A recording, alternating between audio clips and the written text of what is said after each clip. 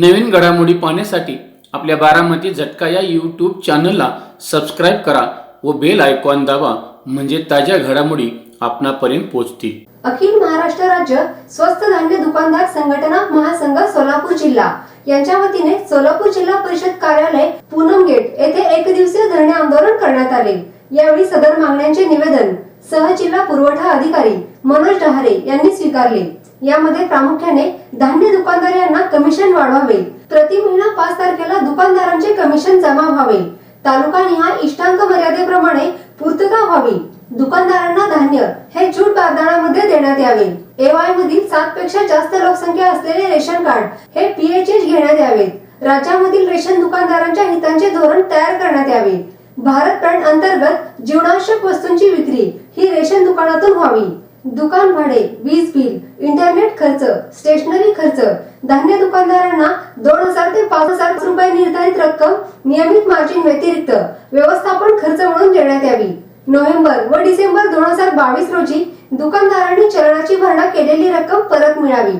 धान्य दुकानदारांना प्रत्येक गोणी वजन करून 50 किलो 500 ग्रॅम मिळावी, अशा विविध अडचणीबाबत मागण्या करण्यात आल्या।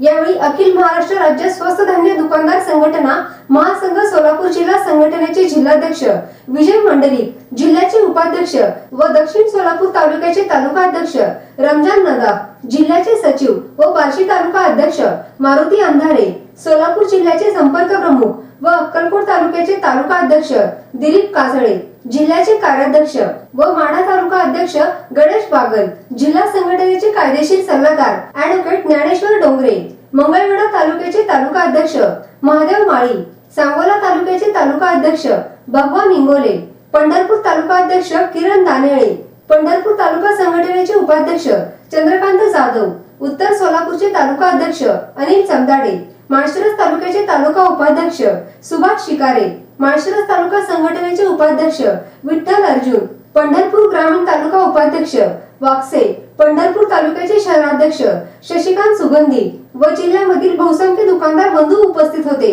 यावेळी आंदोलनस्थळी विजय कुलकर्णी आणि समीर सोटे यांनी अतिशय सुंदर असे सूत्रसंचालन केले।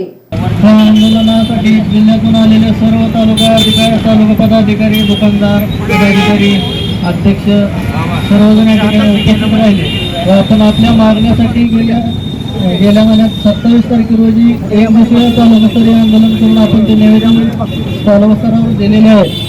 परंतु अजून ह्यापुढे जरी आपल्या मागण्या मान्य नाही झाले तर आपण पुढील 7 तारखेला मुंबई या ठिकाणी आझाद मैदान या ठिकाणी आंदोलन करणार आहोत। तरी आता आपण सर्वांच्या वतीनं आपण साहेबांना निवेदन देऊया की आमच्या ज्या सर्व मागण्या आहेत, कमिशन वाढ असेल किंवा काय असेल, ते आपण प्रामुख्यानं शासन दरबारी पोहोचवण्यात मी आपल्या संघटनेच्या वतीनं व सर्व तालुक्यांच्या वतीनं, दुकानदारांच्या वतीनं मी त्यांना विनंती करतो।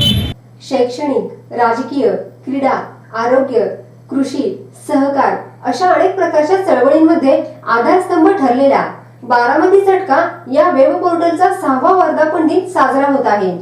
बदलत्या काळानुसार बारामती झटका साप्ताहिकाचे बारामती झटका वेब पोर्टल मध्ये रूपांतर झाले। अल्पावधीतच साता समुद्रापलीकडे पोहोचलेल्या या वेब पोर्टल वाचकांची संख्या 2,25,00,000 गेली आहे। तसेच बारामती झटका युट्यूब चॅनल पाहणाऱ्या प्रेक्षकांची संख्या 1,10,00,000 पर्यंत पोहोचली असून 53,000 सभासदांनी चॅनल सबस्क्राईब केला आहे। आजपर्यंत साप्ताहिक न्यूज पोर्टल व युट्यूब चॅनलला आपण सर्व प्रेक्षकांनी सहकार्य केले त्याबद्दल मनापासून धन्यवाद। बारामती झटका वेब पोर्टलच्या 6व्या वर्धापन दिनानिमित्त आपण आपली वैयक्तिक, संस्थेची, फार्मची तसेच कंपनीची जाहिरात देऊन सहकार्य करावे। आपल्या सहकार्याची आवश्यकता आहे। नवीन तंत्रज्ञानाचा वापर करून ग्रामीण भागातील जनतेपर्यंत पोहोचून जनतेच्या अडीअडचणी सोडवण्याचा प्रयत्न नेहमीच करणार आहे। आतापर्यंत ज्या पद्धतीने सहकार्य केलं तसं सहकार्य इथून पुढेही करत राहाल अशी अपेक्षा। आपला विश्वासू श्रीनिवास शिवाजीराव कदम पाटील। Mobile number 9850 10 49 14 97 66 70 35 14।